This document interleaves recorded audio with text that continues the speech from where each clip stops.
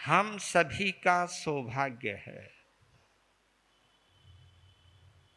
अहो भाग्य है कि इस पंचम आरे में, इस भौतिकवादी युग में, अध्यात्म जगत के शिखर पुरुष हम सबके परम पिता, परम गुरु, चरम तीर्थंकर भगवान महावीर स्वामी की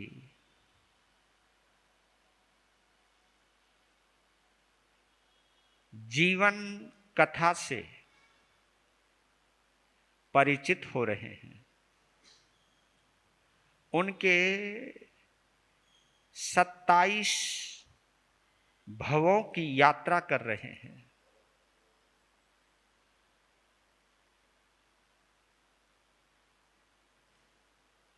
यात्रा जब इस एहसास के साथ हो कि हम भी उन्हीं के साथ यात्रा कर रहे हैं,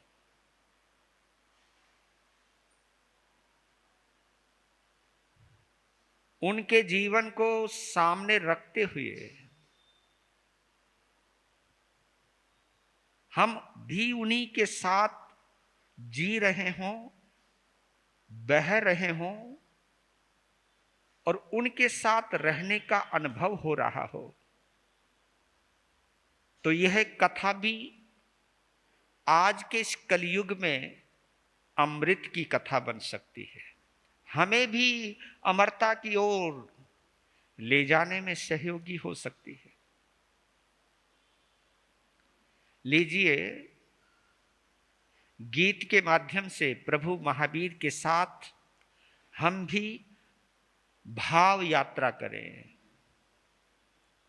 तन्मय होकर के, मग्न होकर के, तल्लीन होकर के उनके साथ रहने का अनुभव करते हुए यात्रा करते हैं। ये हमारी भाव यात्रा प्रभु महावीर के साथ गीत के माध्यम से, भावों के माध्यम से। और ये याद रखना मेरे बंधुओं, जितने पलों तक, जितने समय तक हम प्रभु महावीर के साथ रहते हैं,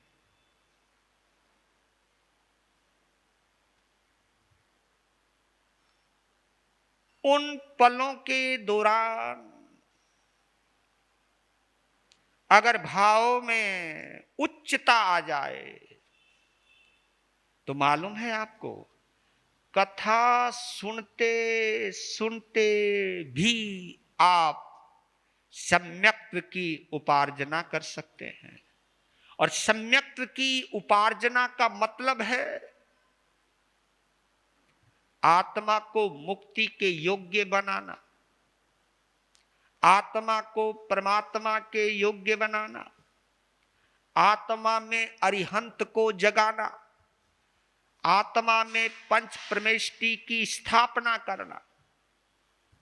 ये इस कथा का जादू है, इस कथा का करिश्मा है कि कथा सुनते सुनते भी आप पंच प्रमेष्टि की आराधना कर भी सकते हो और पंच प्रमेष्टि बनने की योग्यता अंगीकार भी कर सकते हो।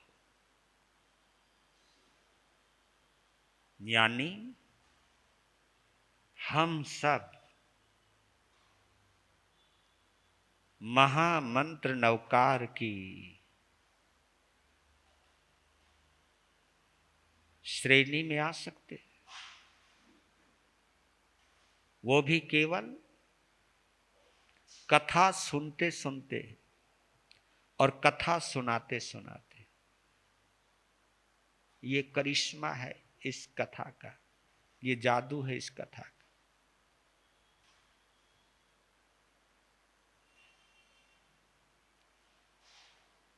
कथा इसलिए आसान है क्योंकि इसको समझने में आपको ज्यादा बुद्धि लगानी नहीं पड़ती। कथा एक सरल व्यवस्था है और शायद इसीलिए 11 अंग सूत्रों में ज्ञाता धर्म कथांग सूत्र इसलिए लिया गया क्योंकि ये कथान योग में आते हैं। यानी कथाओं के जरिए, चाहे वो अंतगढ़ सूत्र है, चाहे वो उपासक दशांग सूत्र है, और चाहे वो ज्ञाता धर्म कथांग सूत्र है, ये सूत्र भी बड़े महत्वपूर्ण हैं क्योंकि इन सूत्रों में केवल कथा है, कथाएं हैं, कहानियां हैं, लेकिन वो काल्पनिक कथा नहीं है, वो कल्पनाओं की दौड़ नहीं है, वो कहीं ना कहीं आत्मा की कथा है, वो कहीं ना कहीं आत्मा से परमात्मा बनने की कथा है। तो इससे बढ़िया क्या उपाय हो सकता है कि केवल कथा सुनते सुनते भी हम सम्यक की उपार्जना कर सकते।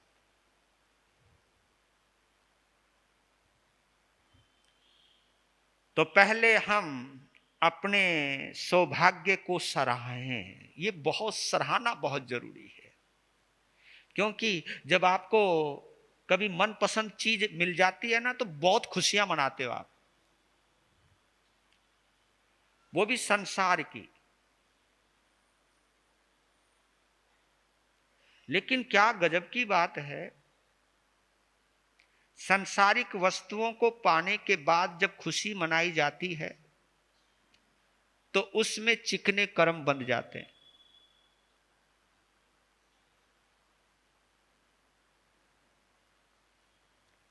लेकिन किसी महापुरुष की कथा सुनते सुनते जब खुशियां मनाई जाती है तो अनंत कर्मों की निर्जरा हो जाती है। ये क्या गजब की बात है, क्योंकि परमात्मा की कथा में जब इस आत्मा को आनंद आता है तो वो आनंद इस बात का बोधक है, परिचायक है कि हम भी इस आत्मा को परमात्मा बनाने की चाहत रखते हैं और राह पर ले जाना चाहते हैं। और ये जो चाहत है इसी को हम धर्म रुचि कहते हैं। और सम्यक दर्शन का पहला ही ये भेद है जिसका नाम क्या है, धर्म रुचि। यानी धर्म में रुचि हो, सूत्र में रुचि हो, महान पुरुषों की कथाओं में रुचि हो, और ये रुचि उन्हीं में ही जागृत होती है। महापुरुष उन्हें ही सुहावने लगते हैं, मन भावन लगते हैं, जिनका संबंध महान पुरुषों के साथ किसी ना किसी जन्म में रहता हो या रहा हो। और ये जो रुचि है ये एक और बात का प्रतीक है कि हम भी महापुरुष बनने की राह पर बढ़ रहे हैं। जिनको चोरों में रुचि रहती है वो चोर बन जाते हैं, लेकिन जिनको महान पुरुषों में रुचि होती है वो महापुरुष बन जाते हैं। और ये कहानी है प्रभु वीर की कथा, अद्भुत कथा, अनमोल कथा।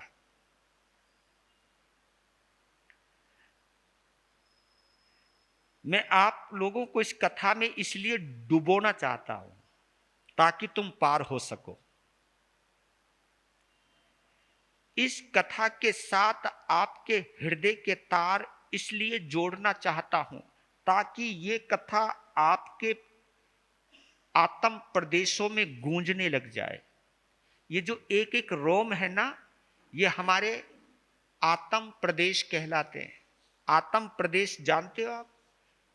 एक एक रोम में आत्मा का वास है, ये आत्म प्रदेश इसलिए कहलाते हैं। और एक एक रोम में जब कथा गूंजती है, जिसको कहते हैं ना रोंगटे खड़े हो गए, रोंगटे तभी खड़े होते हैं जब आपका कनेक्शन पूरी तरह उससे जुड़ जाता है।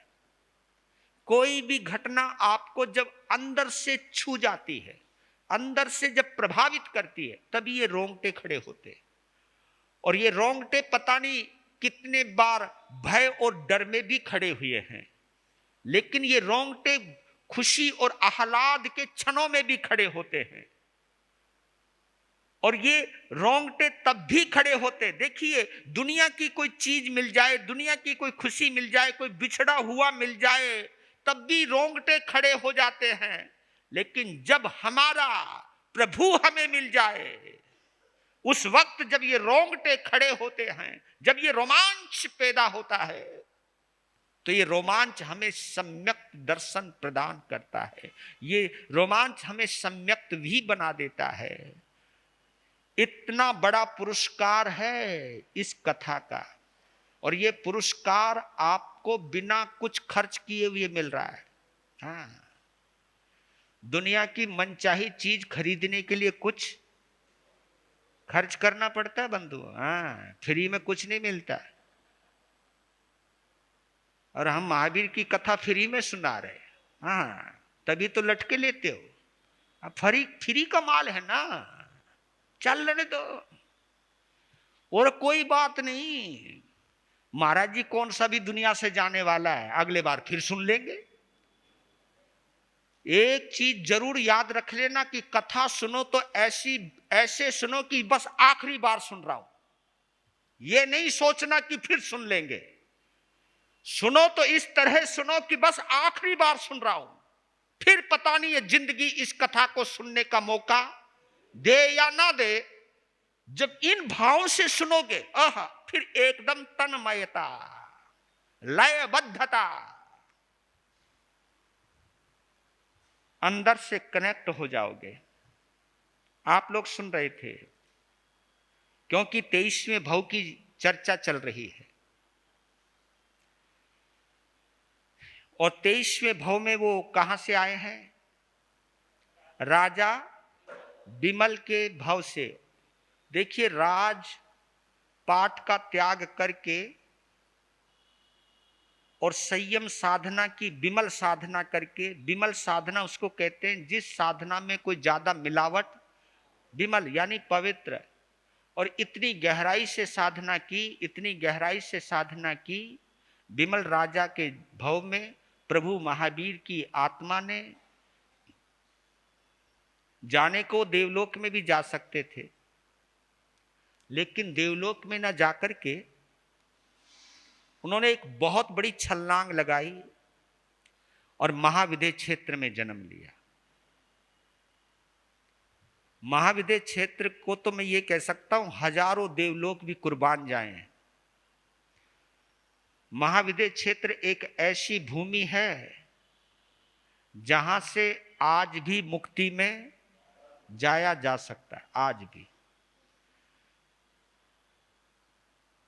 मुक्ति का आनंद वहां से आज भी ले रहे हैं लोग। वहां पर अरिहंत भी होते रहते, केवली भी होते रहते, मुक्ति में भी जाते रहते हैं। वहां 24 घंटे मुक्ति का द्वार खुला हुआ है।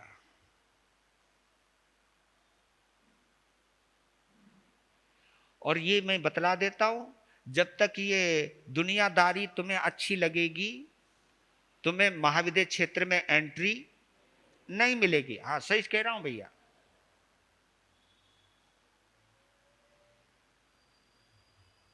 अगर वहां एंट्री पाना चाहते हो तो भैया कुछ टिकट तो पक्की है, टिकट में खर्चा तो होता है, और खर्चा यहां कुछ नहीं मांगते, केवल तल्लीनता, आत्म रमनता, संयम प्रियता, आत्म प्रियता, आत्मा का हित चाहना, मन को शांत करना, आत्मा को प्रकट करना, यही इस कथा का उद्देश्य है।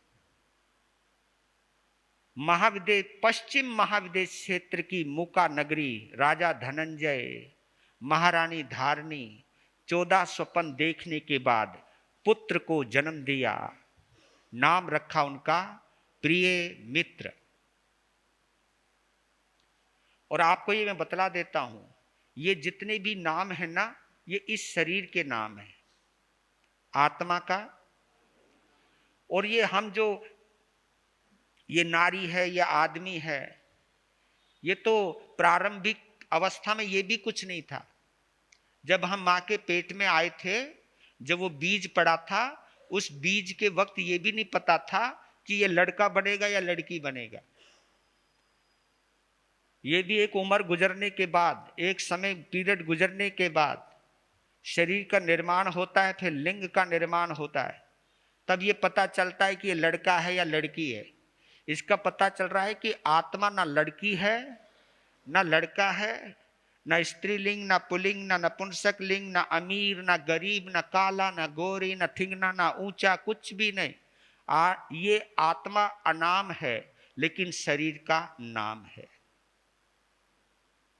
आत्मा अनाम, अनाम यानी जिसका कोई नाम नहीं। आत्मा अनाम है, शरीर का नाम है, शरीर की पहचान है। और नाम भी इसलिए रखा जाता है ताकि भरी भीड़ में किसी को पुकारे तो जिसका जो नाम है वो हमारी तरफ है ना। इस भीड़ के अंदर एक नाम के कई लोग होंगे यहाँ, है ना, और एक ही नाम पुकारूं और 4-5 नाम वाले हों, उन चारों की कान खड़े हो जाएंगे। नो भाई किसको पुकारा, जबकि मालूम है यहां एक ही ना। तो ये नाम जो होता है एक पहचान के लिए होता है, और ये पहचान शरीर की है, आत्मा की नहीं। दूसरी बात, ये कथा हमें एक गहरी चीज और देती है। आपने महावीर की कथा सुनी होगी, नए साल से शुरू हुई है और प्रिय मित्र के भाव तक पहुंच गए हैं। और इस दौरान भगवान महावीर की आत्मा ने कभी ऊंचाई देखी है, कभी निचाई देखी है। तो मुझे कबीर साहब का वो दोहा याद आता है, मुझे अच्छा लगा, वो आपके सामने कह रहा हूं। मार्ग चलते जो गिरे,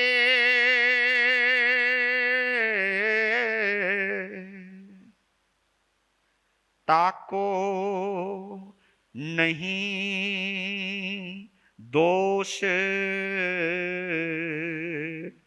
कहे कबीर बैठा रहे, तासीर कर दे कोट। मार्ग चलते जो गिरे, ताको नहीं दोष, कहे कबीर बैठा रहे, तासीर कोटि कोट। क्या मतलब है? अगर चलते हुए आदमी कोई गिरता है तो उस गिरने में कोई दोष नहीं है, कोई बुराई नहीं है। लेकिन जो बैठा ही रहे तो ये तो सबसे बड़ी मनहूस खबर है। बैठे रहना, चलते रहो, चलोगे तो गिरोगे। गिरने के बाद बैठना नहीं, फिर खड़े हो जाओ, फिर चल पड़ो। चलते चलते पहाड़ी भी आएगी, ऊंचे भी जाओगे। चलते चलते ढलाई भी आएगी तो नीचे भी जाओगे। हो सकता है ध्यान भंग हो जाए तो किसी गड्ढे में भी गिर सकते हो। लेकिन ये सब कुछ है किसके साथ? ये सब संभावनाएं चलने वाले के साथ, जो पड़ा हुआ है उसके साथ। तो इसलिए एक शायर ने एक बात कही बड़ी जबरदस्त, घुड़सवार ही गिरा करते हैं मैदाने जंग में। घुड़ सवार ही गिरा करते हैं मैदाने जंग में। वो खाक गिरेंगे जो घुटनों के बल चलते हैं, वो खाक गिरेंगे जो घुटनों के बल चलते हैं। घुड़सवार ही गिरा करते हैं मैदान जंग में, क्योंकि घुड़सवार ही मैदान जंग में गिरते हैं। जो घुटनों के बल चल रहे हैं वो कभी गिरा नहीं करते। दूसरी बात और, जैसे हमने विमल राजा को देखा, जैसे अब हम प्रिय मित्र को देख रहे हैं। आप ये देखिए, 6 खंड का मालिक है प्रिय मित्र, चक्रवर्ती जैसा। और महाविद्य क्षेत्र की चक्रवर्ती का पद और विशेष रखता है इस भरत क्षेत्र के चक्रवर्ती की बजाय। उसका क्षेत्रफल बड़ा विस्तृत होता है। उसके नीचे 32,000 मुकुटबंद राजा उसके अधीन होते हैं। 64,000 उनकी रानियां होती हैं। 9 निधियां, 14 महारत्न, हजारों देवी देवता उनकी सेवा में, उनके यहां नौकरी करते हैं, जॉब करते हैं। बड़े बड़े देवी देवता, ऊपर से 14 महारत्न, 9 निधियां, ये सब देवाधीष्ट है। देवाधीष्ट। आप कुछ भी, आपके पास तो भैया एक भी निधि नहीं है, वहां तो 9 निधियां हैं, 14 महारत्न हैं, हजारों रानियां हैं। एक ही इशारों पर चारों तरफ वैभव बिखरा हुआ पड़ा है। लेकिन कमाल की बात है, वाह, हम तो छोटे छोटे से वैभव पर इतराने लग जाते हैं, लेकिन इतने अपार वैभव के बीच में रहते हुए भी निर्लिप्त रहते हैं। क्या साधना है! यह विशेषता इस आत्मा की भी है। आपने देखा होगा, चेक करना आप, एक होता है सोना, गोल्ड, एक होता है लोहा।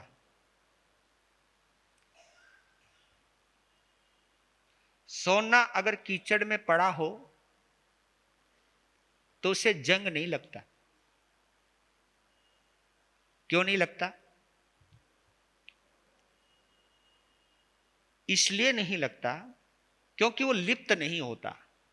कीचड़ में पड़ा हुआ है, बीच में पड़ा हुआ है, लेकिन लिप्त नहीं होता। लिप्त होने का मतलब उस कीचड़ को ग्रहण नहीं करता, रहता उसी में ही है, लेकिन उसे ग्रहण नहीं करता। ग्रहण ना करने की वजह से उसको जंग नहीं लगता, और जंग नहीं लगता इसलिए वो नष्ट नहीं होता।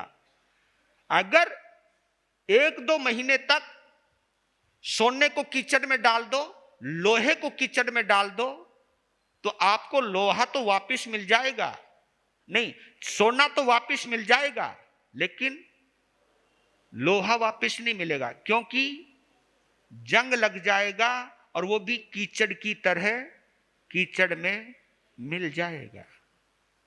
ये जिन शासन का सबसे बड़ा मंत्र है। हाँ, ये जो जितने तीर्थंकर हुए हैं, जितने केवली हुए हैं, केवल ज्ञानी हुए हैं, अरिहंत परमात्मा हुए हैं।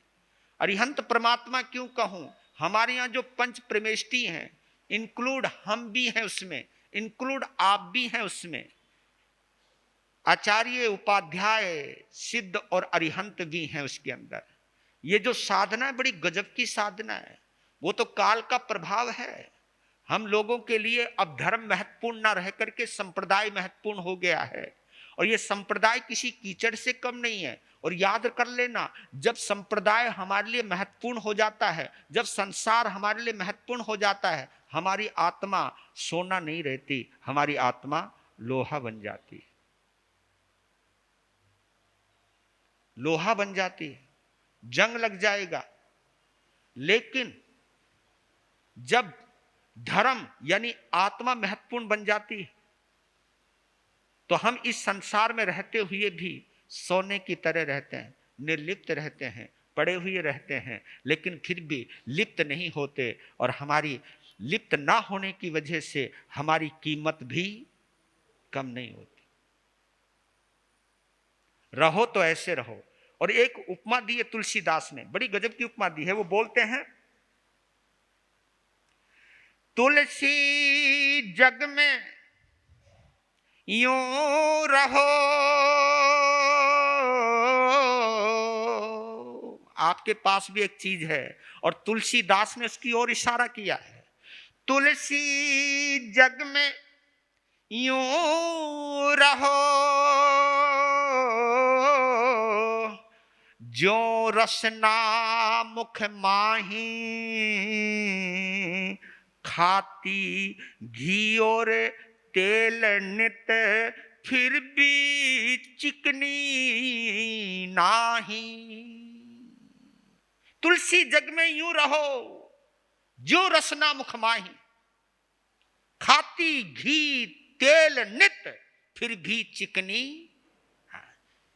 आपने इस जीव से पता नहीं कितना तेल खाया होगा, अंदर कुछ हो जाए उसकी गारंटी नहीं।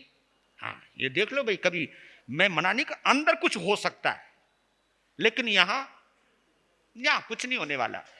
चाहे घी खाओ, तभी तो मैं सोचता हूं कभी कभी, आदमी इतनी रसमलाई खाता है, इतने रसगुल्ले खाता है, इतने गुलाब जामुन खाता है, इतनी बालूशाही खाता है, इतनी मिठाई खाता है, लेकिन फिर भी आदमी की जबान मीठी क्यों नहीं होती? अब पता चला, अरे यार यहां तो कुछ रहता ही नहीं है, सब कुछ अंदर चला जाता है, अंदर जाने के बाद ही तो गड़बड़ होती है। तो आप ये लोग सोचिएगा जरा कि ये जिह्वा भी इस चीज का प्रमाण है, ये हमें बतला रही है दुनिया में रहना है। 32 दांत के बीच में रहती है ये, फिर भी बचकर के रहती है। और ये भी आप देखिए, जन्म के साथ आती है, मरने तक साथ रहती है। हाँ, जब तुम्हारा जन्म होता है तो दांत नहीं होता, समझे, कुछ नहीं, खा ली, और मरते समय खा ली। वो बात अलग है, आजकल फिक्स करवाने लग गए। मैं आदमी बाज नहीं आ रहा, बाल सफेद हो जाए रंगवा रहा है, दांत गिर जाए तो लगवा रहा है, फिक्स, वो भी फिक्स। 5-5 लाख का प्लांट होते हैं ये, जी लगवा दो, पर लेकिन दांत दिखाई देने चाहिए। कर लो भैया जो तुमने करना, मैं मना नहीं कर रहा हूं, लेकिन एक बात कह रहा हूं कि ये जीव ही हमें प्रेरणा देती है। दुनिया में रहना है तो इस जीव की तरह रहो, कुछ भी खाओ, कुछ भी पियो, फिर भी खाली की खाली, फिर भी रूखी की रूखी। तो ये जो चीज है, ये जो एक विशेषता है, ये हमें प्रेरणा लेनी चाहिए इस चीज से कि वो काबिलियत, वो कला मुझे कब मिलेगी, मैं दुनिया में रहूं। और ये भी तो कहते हैं, बाजार से गुजरा हूं, खरीदार नहीं हूं, दुनिया में रहता हूं, तलबगार नहीं हूं। ये जो बात आती है वो ऐसी नहीं आती है कि बाजार से गुजरा हूं, खरीदार नहीं हूं, मैं दुनिया की हर चीज देखता हूं, लेकिन हर चीज को खरीदने की इच्छा नहीं करता हूं। मैं खरीदार अगर हूं तो मैं परमात्मा का हूं। देख लेना, ये जो पद मिलते हैं ना आपको, ये भी दौलत जितनी मिलती है, ये जो कोठियां खरीदते हो, देखने को आप पैसे से खरीदते हो, लेकिन पैसा भी तो किसी चीज से खरीदा होगा आपने। पैसे से आपने चीजें खरीदी, लेकिन पैसा भी तो किसी चीज से खरीदा होगा। किस चीज से खरीदा पैसा? पैसा खरीदा है पुण्य से आपने, पुण्य से खरीदा है पैसा आपने। और पुण्य को खरीदा है किससे? धर्म से। धर्म से पुण्य खरीद सकते हो आप, और वो भी क्योंकि धर्म कभी खाली नहीं जाता। चाहत से करोगे तो पुण्य मिल जाएगा, और निस्वार्थ करोगे तो मुक्ति मिल जाएगी। इतना ही फर्क है कि हम लोग आज की दुनिया में धर्म को पुण्य में बदल रहे हैं। पुण्य में बदलना कोई बुरी बात नहीं है, लेकिन उस पुण्य के द्वारा महापुण्य की उपार्जना करने की काबिलियत हासिल करो, ना कि पुण्य के द्वारा महापाप की उपार्जना करो। क्योंकि जितनी भी दौलत आपको मिलती है ये तुम्हारी नहीं है, ये पुण्य की है। इसको अपना मानने की कोशिश मत करना, ये पुण्य की संपदा है। जो भी सुख वैभव है, जो भी मनचाही संपदा है, ये आपको पुण्य से मिली है और किसी चीज से नहीं मिली। और जो जिस चीज से मिली है, अगर वो चीज कम हो गई तो ये चीजें भी कम हो जाएगी। ये चीजें भी कम हो जाएंगी, क्योंकि जब तक पुण्य है आपके साथ तो सब चीज आपके साथ रहने वाली है। और पुण्य का कोटा जिस दिन खर्च हो गया, इसलिए कहा कि पुण्य को खर्च भी करो तो साथ साथ में बढ़ाते भी रहो, क्योंकि पुण्य मुक्ति में भी सहयोगी होता है। और कभी कभी पुण्य के द्वारा जब हम पाप की उपार्जना करते हैं, क्योंकि पाप की भी उपार्जना कर सकते हैं। कैसे? मनचाही चीज मिल गई, इतराने लग गए, घमंड आ गया, तो अब घमंड से क्या हो गया? पाप आ गया, पाप का बंद हो गया, जाओ भी फिर नीचे जाओ। इसलिए कहता हूं कि दो उदाहरण है यहां पर। वासुदेव का पद पुण्य का धन खर्च करके मिलता है। वासुदेव का पद पुण्य धन को खर्च करके मिलता है, लेकिन चक्रवर्ती का जो पद है बहुत कम होंगे, बहुत कम, बिरला। मेरे सामने तो एक ही उदाहरण आता ब्रह्मदत्त चक्रवर्ती का, और कोई उदाहरण नहीं आता। जबकि कोई भी वासुदेव बिना निदान किए, वासुदेव कभी निदान किए बिना बन ही नहीं सकता। लेकिन चक्रवर्ती का पद एक ऐसा पद है जो बिना निदान किए मिलता है। बहुत कम होते हैं जो निदान करते हैं।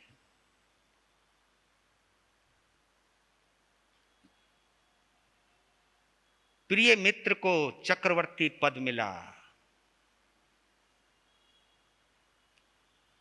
चक्रवर्ती पद भोगते हुए भी आसक्त नहीं है। क्या गजब है, खोपड़ी खराब नहीं हुई। उसी पद को भोगते भोगते एक बार विचरण वन भ्रमण के लिए गए, तो एक उद्यान में पोटिल्ला नाम के आचार्य का आगमन हुआ। उनसे भेंट हुई। पोटिल्ला आचार्य एक चक्रवर्ती आचार्य के पास गया है, उनकी वाणी सुनी है। यानी चक्रवर्ती के ऊपर भी असर होता है। और आपको मैं बतला देता हूं, इस संसार का, इस भूमि खंड का, ये दिखाई देने वाली दुनिया का सबसे बड़ा कोई पद है तो चक्रवर्ती का पद है। ये संसार का, शरीर का सबसे बड़ा पद है, क्योंकि 6 खंड का मालिक है, सर्वोच्च पद है। लेकिन आध्यात्मिक जगत का सबसे बड़ा कोई पद है तो वो तीर्थंकर का पद है। और संयोग से चक्रवर्ती की मां और तीर्थंकर की मां दोनों ही 14 स्वप्न देखती हैं। यानी वो सर्वोच्च पद पर जिसने 14 स्वप्न देखे हैं, जिसकी मां ने 14 स्वप्न देखने के बाद जिस बालक को आगे बढ़ाया है पेट के जरिए, वो बालक या तो चक्रवर्ती बनता है और दुनिया में रहेगा, चक्रवर्ती बनेगा, और दुनिया को छोड़ दिया दुनिया में रहते हुए तो वो तीर्थंकर बनेगा। हमारे 24 तीर्थंकरों में 3 तीर्थंकर चक्रवर्ती, 16वें, 17वें और 18वें शांतिनाथ, कुंथुनाथ और अर्हनाथ। कई लोग कहते हैं, आज उनके सवाल का जवाब दूंगा, ये चैता भारम वासम चक्रवट्टी मही धियो संति संति करे लोए पत्तो गई मणुतरम, इसका मतलब क्या है? ये कईयों की जिज्ञासा है। क्योंकि महाराज श्री को भी कईयों ने कहा, मेरे आगे भी कईयों ने कहा कि जी इसका मतलब क्या है। हर कोई साधु मंगल पाठ में भी इसको जोड़ता है, और हमारे आचार्य सुशील कुमार जी तो इसका मंगलाचरण किया करते थे। कई संत मंगलाचरण भी करते हैं इसका। चैता भारहम वासम चकवट्टी मही ढियो संति संति करे लोए पत्तो गई मनोत्तरम। ये भगवान शांतिनाथ का पाठ है। और ये देखिए इन तीर्थंकरों की महिमा क्यों गजब की कही गई है। ये पाठ इतना क्यों बोला जाता है, यहां पर गौर करना है। बोल रहे हैं, चैता कहते छोड़ने को, चैता यानी छोड़ना। भारहम वासम, भारतवर्ष, भारतवर्ष, भारहम वासम, चैता भारहम वासम यानी भारत वर्ष, चैता भारहम वासम चक्रवट्टी महिढियो। चक्रवट्टी जो है वो चक्रवर्ती है, महिढियो यानी महरधी, महरधी यानी महान रिद्धि, महान रिद्धि यानी चक्रवर्ती से बड़ी कोई रिद्धि होती ही नहीं है, चक्रवर्ती से बड़ा कोई पद होता ही नहीं है। इस धरती का इंद्र कहलाता है, मालिक कहलाता है चक्रवर्ती, क्योंकि 6 खंड में संपूर्ण धरती आ जाती है, 6 खंड में पूरा धरती आ जाता है इसके अंदर। तो जो 6 खंड का मालिक हो, यानी इस धरती का सबसे बड़ा जो मालिक है, जो चक्रवर्ती कहलाता है, उसके पास कितनी रिद्धियां हैं, कितनी सिद्धियां हैं, कितनी संपत्तियां हैं, जिसका इस दुनिया में डंका बजता है, जय जयकार होती है। देवता भी जिसको नमन करते हैं, ऊपर से देवलोक के देवता भी जिसकी सेवा में आते हैं। तो आज समझ जा सकते हो वो कितना पुण्यवान होगा, कितना भाग्यवान होगा, जो 6 खंड का मालिक है। इतनी महान रिद्धि को पाने के बावजूद भी जो छोड़ देता है, चैता यानी छोड़ देता है, किसके लिए? संति संति करे लोए। हाँ, ये जो महत्वपूर्ण बात है, इस चीज को हमें समझना है, इस चीज को हमने जानना है। भगवान, क्योंकि 2 बार संति संति का प्रयोग हुआ है। पहली संति है शांति के लिए, किसके लिए? शांति के लिए। और दूसरा संति शब्द है शांतिनाथ भगवान, यानी और लोए यानी लोक में, यानी इस लोक में शांति हो जाए, इस संसार दावा नल के अंदर जल का छिड़काव हो जाए। ये संसार दावा नल है, ये भव सागर है। हर कोई इंसान अशांत रहता है, लेकिन इस लोक की अंदर शांति हो जाए। लोक की शांति के लिए, यानी लोक का कल्याण करने के लिए, भारतवर्ष की चक्रवर्ती जैसी महान रिद्धि को छोड़ दिया। ऐसे शांतिनाथ भगवान पत्तो गई मनोत्तरम। पत्तो, पत्तो यानी प्राप्त की, पत्तो यानी पाई, प्राप्त की। पत्तो गई यानी गति, मनुत्तरम यानी अनुत्तर गति।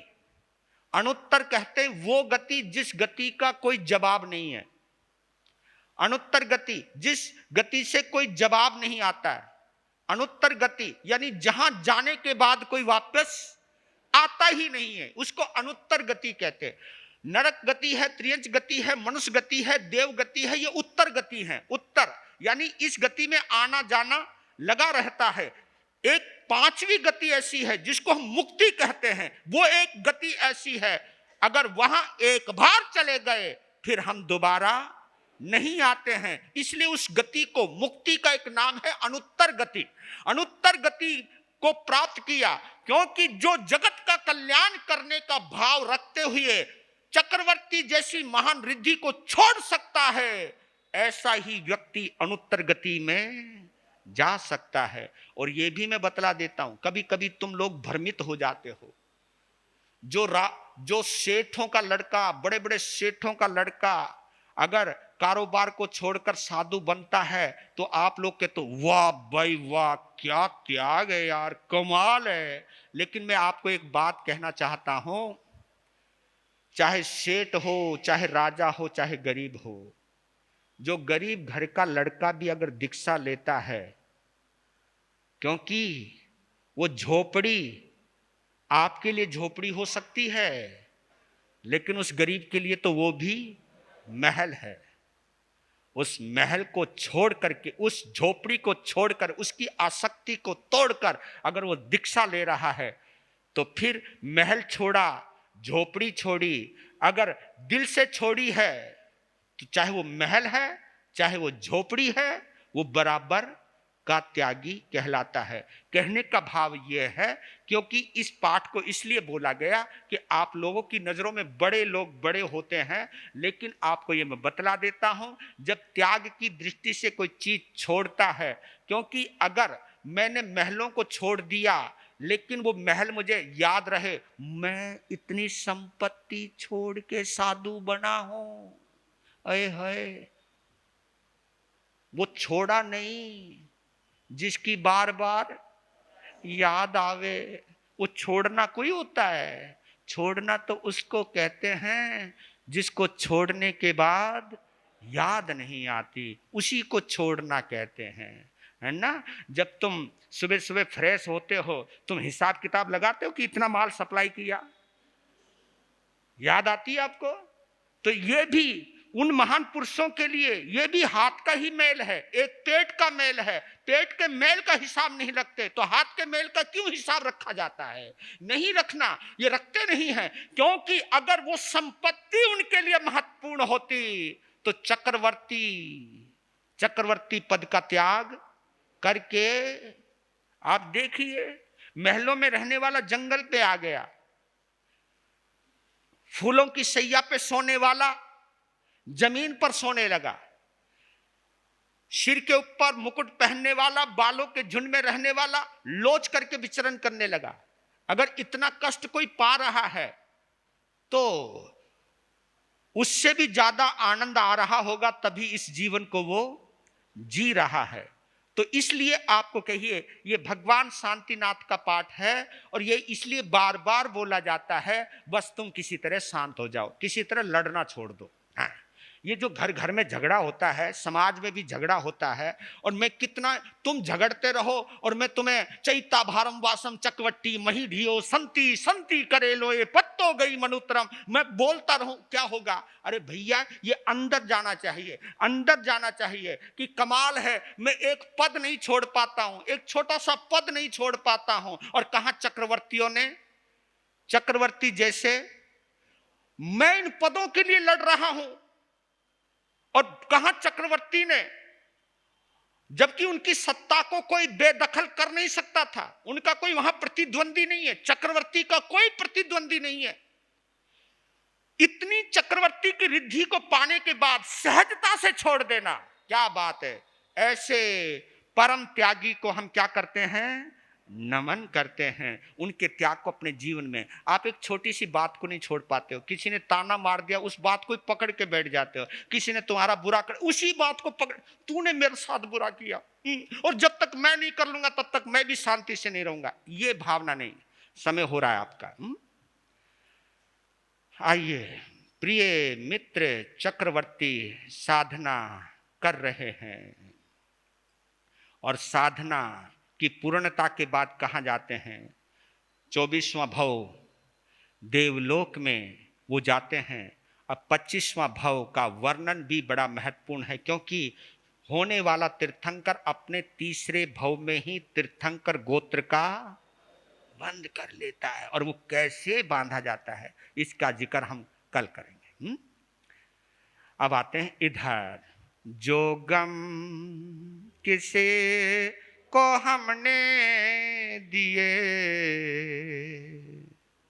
वो गम तो हम को लेने पड़ेंगे, जो गम किसी को हमने दिए, वो गम तो हम को लेने पड़ेंगे, लेने पड़ेंगे, लेने पड़ेंगे, लेने पड़ेंगे, लेने पड़ेंगे, क्या? जो गम किसे को हमने दिए वो गम तो हम को लेने, भले का भला बुरे का बुरा नतीजा मिला करता है, करके बुरा और चाहे भला ये हरगिज नहीं हो सकता है। जो कार्य हमने ले लिए वो कर्ज तो हमको देने पड़ेंगे, लेने पड़ेंगे, लेने पड़ेंगे, लेने पड़ेंगे, लेने पड़ेंगे। क्या जो गम किसी को हमने दिए वो गम तो हम को लेने। याद रखना, ये छोटा बड़ा, ये बड़ा छोटा, ये भेद रेखा खिंचती है क्यों दिल से मिटा ये भेद रेखा, आत्मा तेरी यूं गिरती है क्यों इस राग द्वेष के लिए। कितने जन्म हमको लेने पड़ेंगे, लेने पड़ेंगे, लेने पड़ेंगे, लेने पड़ेंगे, लेने पड़ेंगे। क्या जो गम किसी को हमने दिए वो गम तो हम को लेने पड़ेंगे।